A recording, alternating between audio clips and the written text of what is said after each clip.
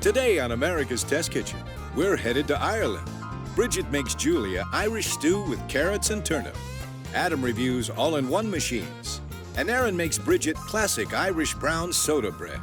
It's all coming up right here on America's Test Kitchen.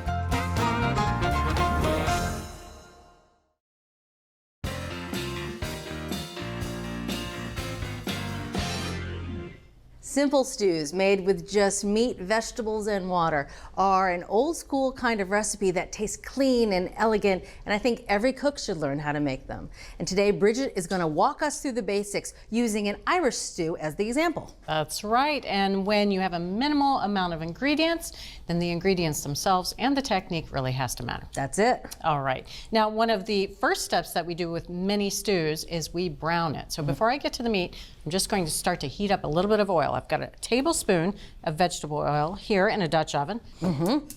And I'm going to turn this to medium-high heat. We'll keep an eye on it. We're just going to look for that oil to heat up and start to shimmer.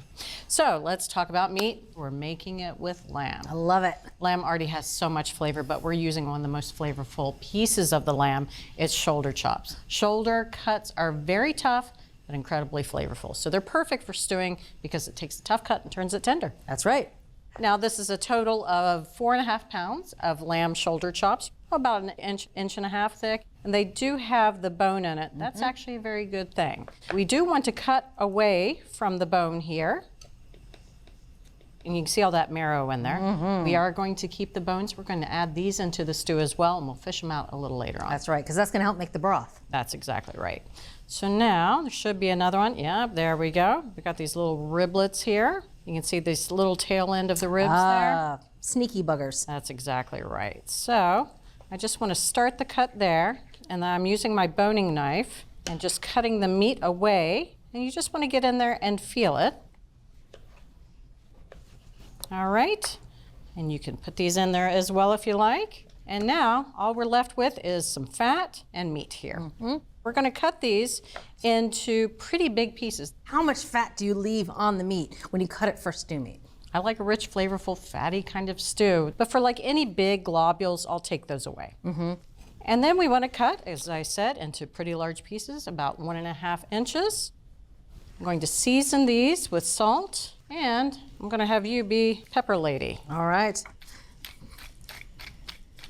Thank you.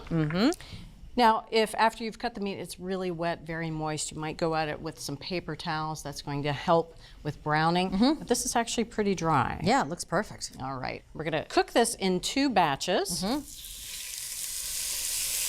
So that's all I want to add at this point. But we're going to let that first side go for about 2 minutes until we start seeing some color. All right. Starting to smell good. That's the color we want. That's it. That Maillard reaction, the browning, that means development of flavor. So I'm going to go ahead and turn these over. We're going to let this go for another, I'd say 5 minutes. We want to get browning on all the sides, or roughly all the sides. After that, I'm going to take them out, add another tablespoon of vegetable oil, and then I'll add the rest of the lamb and cook it the exact same way. All right, 2 batches. All right, so that was that second batch of lamb. Again, it cooked for about 5 to 7 minutes in total. Nice and brown, good color in the pan. Before we add our next ingredient, I need to chop it. We're using onions, 3 large onions. It's about 5 cups of chopped onion in total. All right, so I've got another tablespoon of vegetable oil, and this time I'm going to keep the heat over medium since we're adding the onions. A little bit of a lower heat. The pot is still nice and hot though. It is. So we'll add the onions right in there. So now I really want to get in there with a spoon and start to scrape up that fond. This is a 1/4 teaspoon of salt. Just add that in there. The salt will help the onions release their juices, and we'll start to deglaze this pot. You'll see some more caramelization going on there. So all in all, we're going to let this go until the onions are nice and well browned. That's going to take about 8 minutes. Okay. Oh, that's some good color. And it smells fantastic. So now, another stew basic, a little bit of thickener. This is 4 tablespoons of all-purpose flour. I'm going to sprinkle it over our onions and stir that in. And we want to give that flour some time to cook off that raw flavor. So just a minute or 2. Okay, so now the star of the show, water. We've got 3 cups of water, straight from Ireland. Straight from the tap, 3 cups of water. We're gonna add half of it, so 1.5 cups goes in, and then we're gonna scrape up more of that fond. So that looks good. Incorporated that flour and water together, so I'm going to add the rest. Again, that was 3 cups total. So now, a little bit of seasoning. We've got some dried thyme here. It's a teaspoon of dried thyme. You could always add fresh if you want, but dried thyme is one of those herbs that's great to keep on hand. It tastes great. All right, a little bit more salt. That was a teaspoon of salt. So we're gonna let this come back up to a simmer. We have reached simmer. So now we're gonna add the meat and bones back in. I'm gonna put the bones towards the bottom just to make sure that all of that marrow is sitting underneath. The rest goes in, all of those juices. Now we wanna make sure that's submerged, and we wanna make sure it's back up to a simmer, which it is. So if you wouldn't mind putting a lid on it. You got it? There we go. Now this is going to go into a pretty low oven, 300 degrees. So it's gonna be in there for an hour before we move on to the next step. Thank you.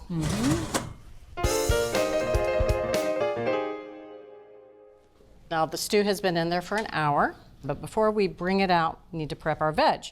Along with the onion, we're gonna use carrot and turnip. All right. Now our carrot's already peeled. Just gonna slice the carrot into 1/4-inch slices. As it gets to the thicker part of the carrot, I like to cut it in half.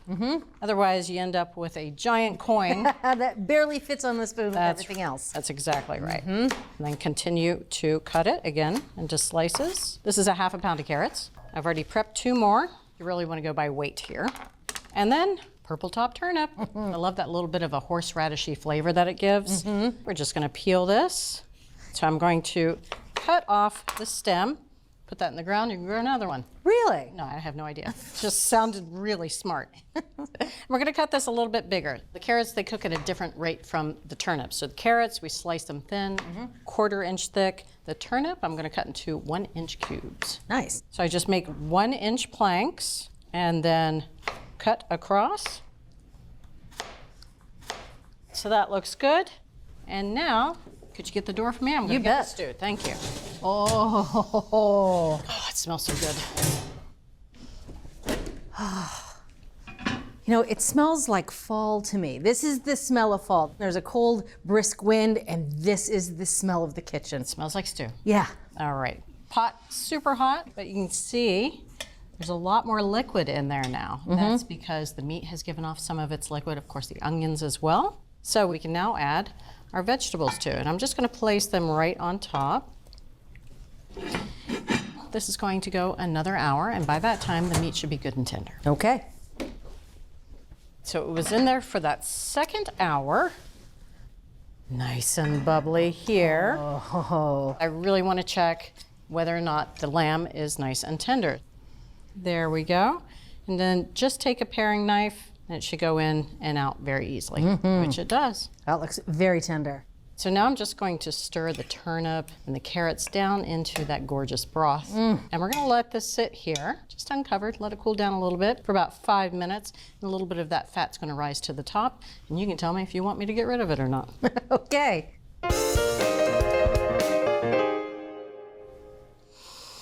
It's still there. I'm so ready to eat this. I really thought it was going to be gone by the time I came back in 5 minutes, but look, it's still there, you're still there. So it's rested. Now you can see there's a little bit of fat on the top. If you want to get rid of some of that fat, you just take a shallow spoon like that. There really isn't that much fat on this batch. There isn't a lot. It really depends on how much you trim the lamb. Let me go ahead and stir this real quick. So now I'm just going to try to find some of those bones and fish them out. Another advantage of this is you can serve people the bones with a little bit of marrow on it to spread on the bread that you eat with the stew. Ooh. How about that? I like there's that a good idea. one. Look at that marrow. Going to add a little bit of green here, a little bit of flavor. I've got a 1/4 cup of fresh minced parsley. Look at that. Oh, it's beautiful. One last thing to do, always a good idea with any kind of cooking, taste it for seasoning. I wouldn't mind a little more salt. How's that looking? That looks good enough to eat. Thank goodness. Because we are ready to eat. Oh, goodness. Yeah, this with an ice cold beer by a fire, snowing outside. Oh, look at that beautiful bowl of stew. Has the right proportion of vegetable to meat. Oh. Now, that spoon can take apart that lamb, no problem. Look how tender that is. You can taste all the ingredients. You can taste the lamb, the onions, the carrots, and the turnips, but it's more than just a sum of its parts. It is an elegant, simple flavor. The sauce is amazing. Oh my goodness. But even the vegetables, Yes. the turnips and the carrots, they're not so tender that they're just breaking down into a mush. They've retained some of their flavor. Oh, This is terrific. and this is just with water. I know, I love it. Thank you. Thank you. So if you want to make this simple but elegant stew, just follow the basic rules of braising. Brown the meat and create good fond in the pot. Use a 300-degree oven for an even distribution of heat. Give the meat a good head start before adding the vegetables. From America's Test Kitchen, a classic recipe for Irish stew with carrots and turnip. I need to pull this up a little closer. I'm thinking that's right. That sauce, dipping a little soda bread in there. Love what you're watching? Take your cooking to the next level with our Essential membership. Get instant access to thousands of recipes, tips, techniques, product reviews, and step-by-step videos. Our members app allows you to search by ingredient, set dietary preferences, and save your favorite recipes. For those looking to level up, our newest feature, ATK Classes, offers more in-depth instruction led by ATK experts, so you can gain greater confidence in the kitchen. Start your free trial by visiting the App Store or going to americastestkitchen.com/YouTube today.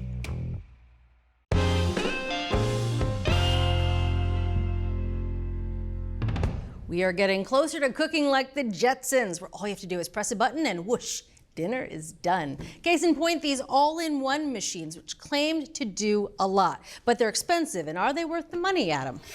Julia, these things sell like hotcakes throughout Europe and Australia. And they're endorsed by famous chefs like Thomas Keller and Heston Blumenthal. Totally true. We can get them now too, and they do promise a lot. You can see what the form factor is. They essentially look like a stand mixer. There is a base with a work bowl on top. The base has a motor. It also has a heating element because in addition to prepping ingredients, these things will cook the ingredients for you. It is a pretty bold promise, and it is a very steep price of admission. We got these for between $395 and almost $2,000 for this lineup of 6. That's pricey. Crazy. They come with a bevy of attachments though. I mean, they will chop, they will grind, they will knead, they will grate. They're supposed to act as blenders. Some of them do special things like slow cooking or sous vide cooking or steaming, even making caramel. They all come with their own recipes, either in a separate booklet or programmed right into the machine. So the way we approached the testing was to try a bunch of their recipes and then ATK counterparts to compare the two. Bread dough was one of the recipes. We did theirs and ours, and that was a win for all these machines. They were able to produce really beautiful, elastic, silky bread dough. So score 1 for the all-in-ones. Hollandaise was another test that we did. That was essentially a fail in most of these.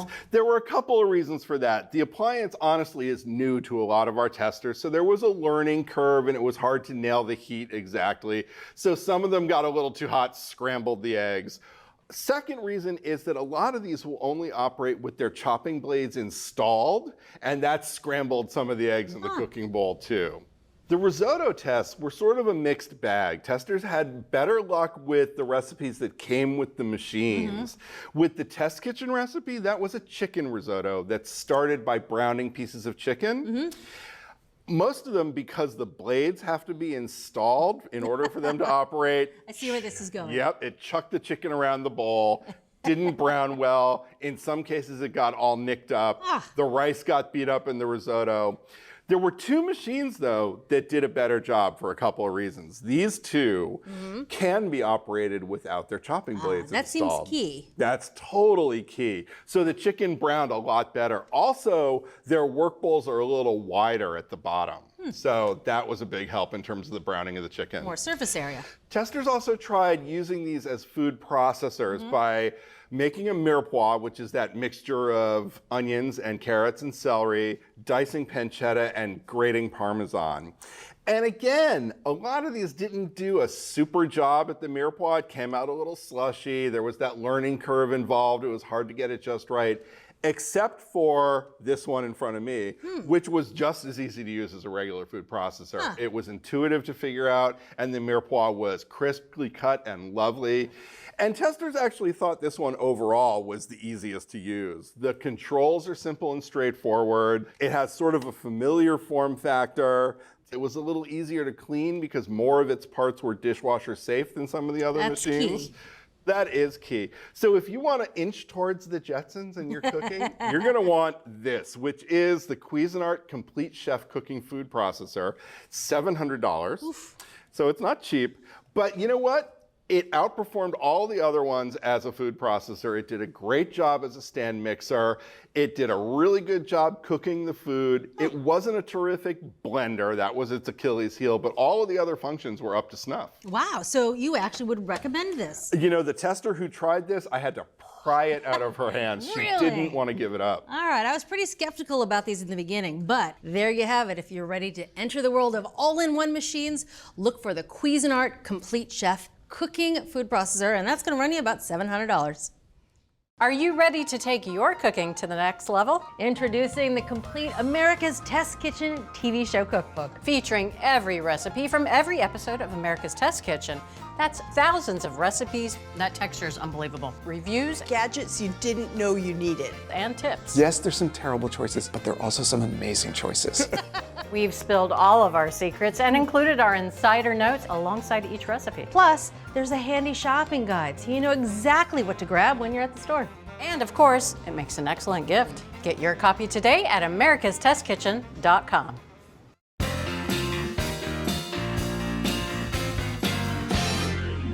Today we're making soda bread.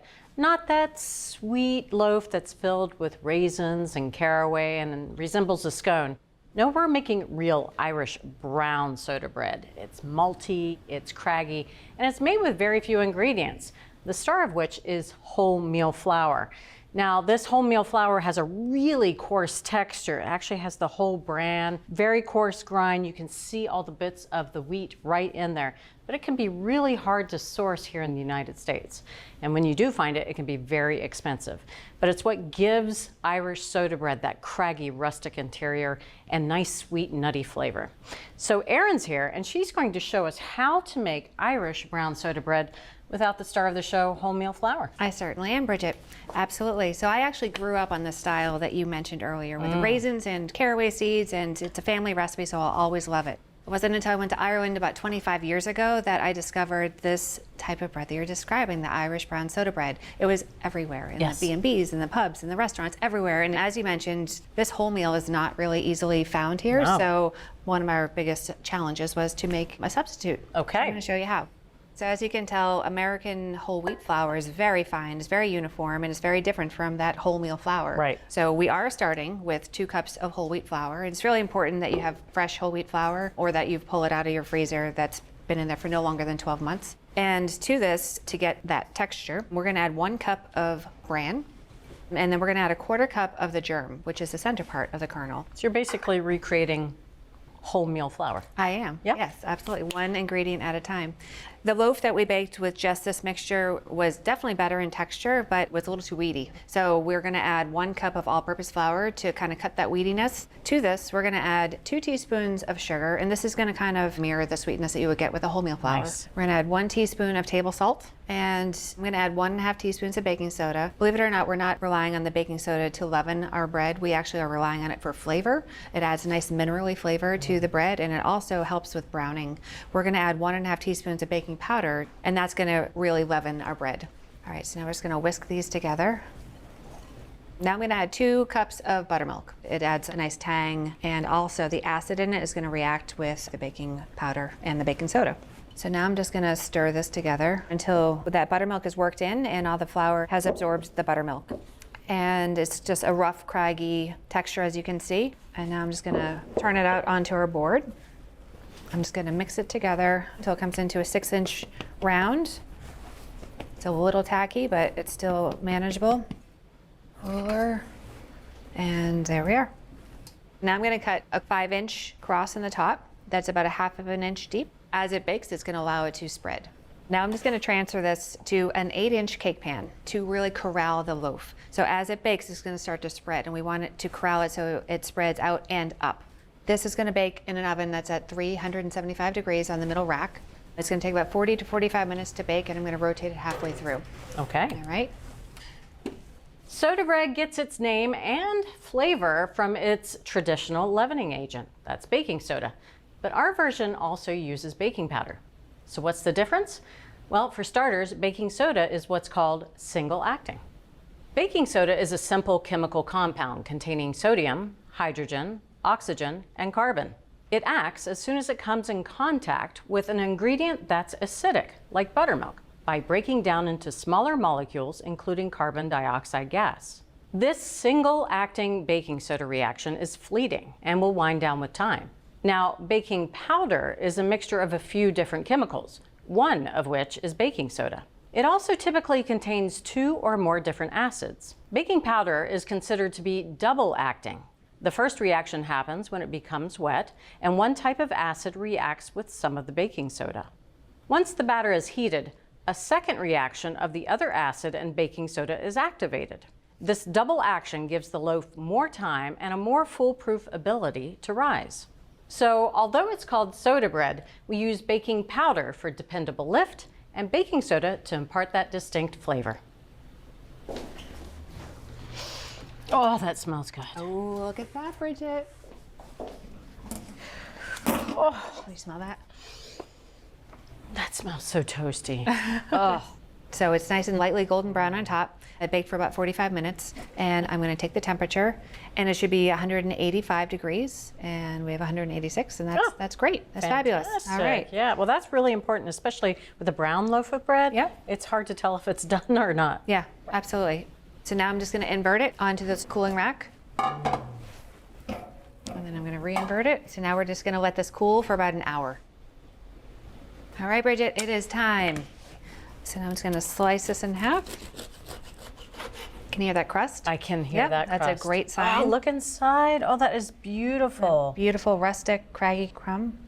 And as much as I want to tear into a loaf as soon as it comes out of the oven, it's that cooling period that really also helps set the structure. So it is important to let it cool. Absolutely. All right. How many slices would you like? How many slices are you going to have? I'm going to start with one. All right, then I shall start with one as well. All right, great. And we do have butter. We have Irish butter. All right. Salted. You got to have the salt, right? You do. Oh, my You go goodness. for it. Thank you. You have to have the butter. There you go. Properly softened. Beautiful crust. Oh, the aroma. I just dove right in, Bridget. Unmistakably soda bread. Yep. It's got that little bit of that mineral tang to it, but it's just a little sweet. It's not the current cakey scone version at all, which is fine. Worlds apart. But this is a whole other thing. Absolutely. Has that great texture, that rustic texture. You would never know that it wasn't wholemeal flour. Beautiful flavor, and it's not too dense. And this goes with pretty much anything. Breakfast, lunch, dinner, soups, salads, cheese. Thanks, Erin. This is amazing. Thank you. Thanks for sharing this. And if you want to make this a beautiful Irish brown soda bread at home, use wheat bran and germ in addition to whole wheat flour. Add a combo of baking powder and soda for optimum lift and flavor, and bake in a cake pan for a taller loaf. So from America's Test Kitchen, a craggy, hearty, and easy loaf to make, Irish brown soda bread. And you can get this recipe and all the recipes from this season, along with product reviews and select episodes on our website. That's americastestkitchen.com/TV. It's also lucky, because I get to make it with you. If you're ready to take your cooking to the next level, head over to americastestkitchen.com and get a free trial of our ATK Essential membership. While you're there, you can sign up for our free email newsletters and download our app. So, what are you waiting for?